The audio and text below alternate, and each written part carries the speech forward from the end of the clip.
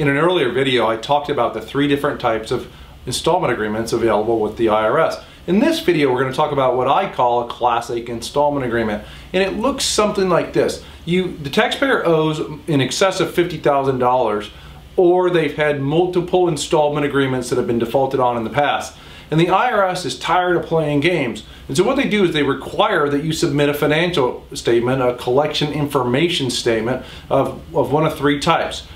There's a 433-F. It's something of a streamlined form that the automated collection system, ACS, uses when they're the function that's actually working the case and trying to collect the money from the taxpayer.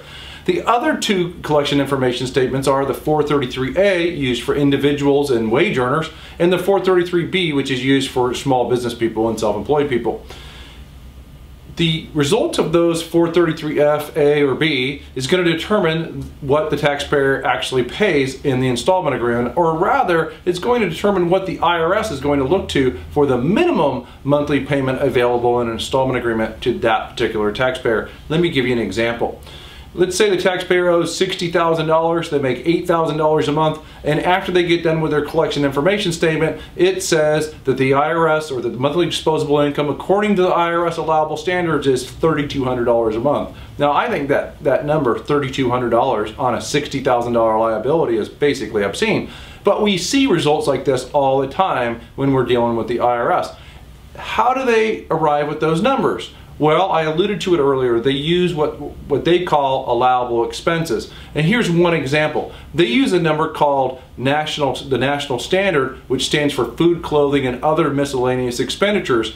And I looked it up, and for a family of 4, that number is $1,450 a month. It doesn't matter what your income level is. You're allowed up to $1,450 a month for the national standard expenses, food, clothing, and miscellaneous.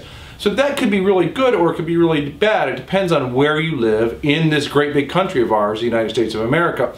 So classic installment agreements, in my opinion, are something to be avoided if at all possible. There's oftentimes better collection alternatives than this classic installment agreement where the IRS is going to ask for this big whopping payment. Sometimes if you have a tax professional help you perhaps plan your financial life better, or help you put your financial or your expenses and your income down on the collection information statement correctly, then that can actually help you, because it helps the IRS understand that you don't have this big whopping sum available to pay them every month.